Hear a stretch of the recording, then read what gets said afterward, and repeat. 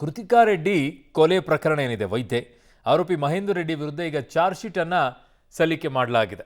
ನಾಳೆ ACJM ಕೋರ್ಟ್ಗೆ charge sheet ಅನ್ನು ಸಲ್ಲಿಕೆಯನ್ನ ಮಾಡ್ತಾರೆ.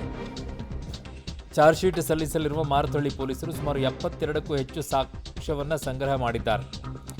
1200 ಪುಟಗಳ ಚಾರ್ಜ್ ಶೀಟ್ ಸಲ್ಲಿಕೆಗೆ ತಯಾರಿಯನ್ನ ಮಾಡಿಕೊಂಡಿರೋದು.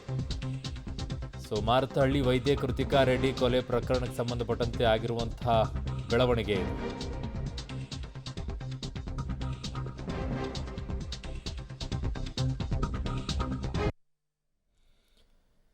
ನಾಳೆ ಚಾರ್ಜ್ ಶೀಟನ್ನು ಸಲ್ಲಿಕೆಯನ್ನು ಮಾಡ್ತಾರೆ. ಆರೋಪಿ ಮಹೇಂದ್ರ ರೆಡ್ಡಿ ವಿರುದ್ಧ ಚಾರ್ಜ್ ಶೀಟ್ ಸಲ್ಲಿಕೆ ಆಗುತ್ತೆ. ಮಾರತಹಳ್ಳಿಯ ವೈದ್ಯೆ ಕೃತಿಕಾ ರೆಡ್ಡಿ ಕೊಲೆ ಪ್ರಕರಣ. ನಿಮಗೆ ಮದುವೆ ಆದಂಥವಳನ್ನೇ ಇವಳು ಹುಷಾರಿಲ್ಲ ಅಂತ ಹೇಳ್ಬಿಟ್ಟು ಡ್ರಿಪ್ಸ್ ಎಲ್ಲ ಹಾಕಿಬಿಟ್ಟು ಕಾಲಿಗೆಲ್ಲ ಡ್ರಿಪ್ಸನ್ನು ಹಾಕಿದಂಥ ನೆನಪಿರ್ಬೋದು ನಿಮಗೆ. ಅನಸ್ತೇಶಿಯಾ ಔಷಧ ಖರೀದಿಸಿದಂತಹ ವಿವರ ಕೂಡ ಈಗ ಲಭ್ಯವಾಗಿದೆ. ಯಾವೆಲ್ಲ ಸಾಕ್ಷ್ಯಗಳು ಸಿಕ್ಕಿದೆ ಅನ್ನೋದಾದರೆ ಮೆಡಿಕಲ್ ಸ್ಟೋರ್ಗೆ ಹೋಗಿ ಬರುವ CCTV ದೃಶ್ಯಾವಳಿಗಳು ಕೂಡ ಲಭ್ಯವಾಗಿದೆ. ಔಷಧಿ ಖರೀದಿಗೆ UPI ಮೂಲಕ ಮಹೇಂದ್ರ ರೆಡ್ಡಿ ಪೇಮೆಂಟ್ ಮಾಡಿರೋದು ಕೂಡ ಕ್ಲಿಯರಾಗಿ ಸಾಕ್ಷಿಯಾಗಿ ಪರಿಗಣನೆ ಆಗ್ತಾ ಇದೆ. ಫೋನ್ ಚಾಟಿಂಗ್ಸ್ ಡೀಟೇಲ್ಸ್ ಕೂಡ ರಿಟ್ರೀವನ್ನು ಮಾಡಿಕೊಂಡಿದ್ದಾರೆ. ತನ್ನ ಸ್ನೇಹಿತೆಯ ಜೊತೆಗೆ ಮಾಡಿದಂಥ ಚಾಟಿಂಗ್ ವಿವರವನ್ನು ಕೂಡ ರಿಟ್ರೀವನ್ನು ಮಾಡಿದ್ದಾರೆ. ಕೊಲೆ ಸೀಕ್ರೆಟ್ ಇದ್ದಂಥ 8 ಮೆಸೇಜನ್ನು ರಿಟ್ರೀವ್ ಮಾಡಿ ರಿಪೋರ್ಟಲ್ಲಿ ಸಲ್ಲಿಕೆಯನ್ನು ಮಾಡ್ತಾ ಇದ್ದಾರೆ. ಹಾಗಾಗಿ ಇವೆಲ್ಲವೂ ಕೂಡ ಸಾಕ್ಷಿಗಳಾಗಿ ಕನ್ಸಿಡರ್ ಆಗುತ್ತೆ. ಕೃತಿಕಾ ರೆಡ್ಡಿ ಕೊಲೆ ನಂತರ ಆರೋಪಿ ಮಹೇಂದ್ರ ರೆಡ್ಡಿ ತಡವರಿಸಿರ್ತಾನೆ. ಕೊಲೆಯ ಸೀಕ್ರೆಟನ್ನು ಬಚ್ಚಿಡಲಾಗದೆ ಸ್ನೇಹಿತೆಯ ಬಳಿ ಬಿಚ್ಚಿಟ್ಟಿರ್ತಾನೆ. ಅವೆಲ್ಲವೂ ಕೂಡ ಈಗ ಸಾಕ್ಷಿಗಳಾಗಿ ಸಿಕ್ಕಿದೆ. ಕೊಲೆಯಾದ 1.5 ತಿಂಗಳ ನಂತರ ಕೊಲೆಯ ಗುಟ್ಟು ರಟ್ಟಾಗಿದೆ. I killed Kritika, once a murderer always a murderer ಅನ್ನುವಂಥದ್ದನ್ನು ಹೇಳ್ಕೊಳ್ತಾನೆ. ಹಾಗಾಗಿ ಆ ಮೆಸೇಜ್ಗಳೆಲ್ಲವೂ ಕೂಡ ಈಗ ಲಭ್ಯವಾಗಿದೆ. ಆ ನಿಟ್ಟಿನಲ್ಲಿ ಈಗ ಚಾರ್ಜ್ ಶೀಟನ್ನು ಕೂಡ ಸಲ್ಲಿಕೆ ಮಾಡಿದ್ದಾರೆ. ಸಾಕ್ಷಿಗಳನ್ನು ಆಧರಿಸಿ 1200 ಪುಟಗಳ ಚಾರ್ಜ್ ಶೀಟನ್ನು ಸಲ್ಲಿಕೆ ಮಾಡ್ತಾ ಇದ್ದಾರೆ. 72ಕ್ಕೂ ಹೆಚ್ಚು ಸಾಕ್ಷ್ಯ ಸಂಗ್ರಹ ಮಾಡೋದರಲ್ಲಿ ಪೊಲೀಸರು ಯಶಸ್ವಿಯಾಗಿದ್ದಾರೆ.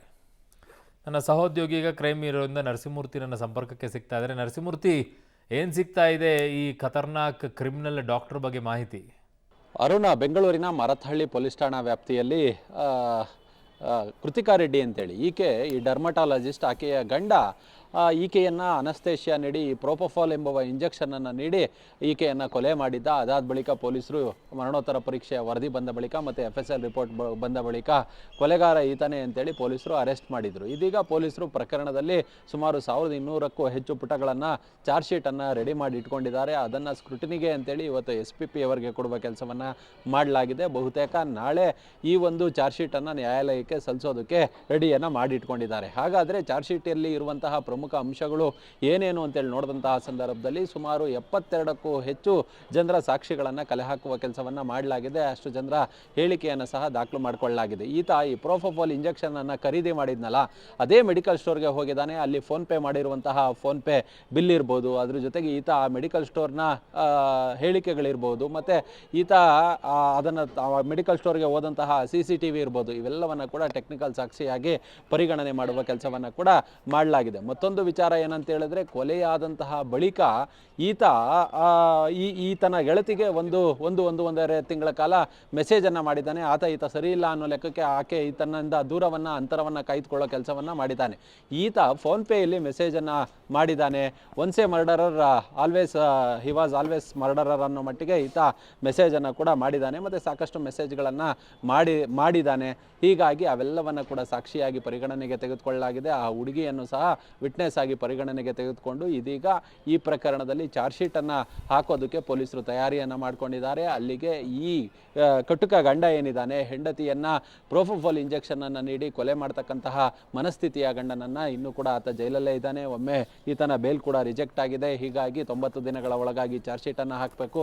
ಬಹುತೇಕ ಸೋಮವಾರಕ್ಕೆ ಆ ಒಂದು ಅವಧಿ ಮುಕ್ತಾಯವಾಗುತ್ತೆ. ಹೀಗಾಗಿ ಆ ಚಾರ್ಜ್ ಶೀಟನ್ನು ಹಾಕೋದಕ್ಕೆ ರೆಡಿ ಮಾಡಿ ಇಟ್ಕೊಂಡಿದ್ದಾರೆ. ಓಕೆ, ಹಾಗೆ ಸಂಪರ್ಕದಲ್ಲಿರಿ ನರಸಿಂಹಮೂರ್ತಿ. ವಾಪಸ್ ಬರ್ತೀನಿ ನಿಮ್ಮ ಹತ್ರ. ಈ ವಿಚಾರದಲ್ಲಿ ಈಗ ಹೇಗಿರ್ತಾರೆ ನೋಡಿ, ಇಷ್ಟ ಇಲ್ಲ ಅಂದರೆ ದೂರ ಆಗಬೇಕು. ಸಾಯಿಸುವ ಮನಸ್ಥಿತಿ ಇದೆಯಲ್ಲ, ಅದು ಒಬ್ಬ ವೈದ್ಯನಾಗಿ ಯಾವ ಮಟ್ಟಕ್ಕೆ ಹೋಗಿದ್ರು ಅಂಥೇಳಿ. ಪಾಪ ಅವಳು ಏನು ಅನ್ಯಾಯ ಮಾಡಿದ್ಲು ಅಂಥೇಳಿ ಅವಳನ್ನು ಆ ರೀತಿಯಾಗಿ ಸಾವಿಸಿಬಿಟ್ಟಿದ್ದ ಇವನು ಅಂತ.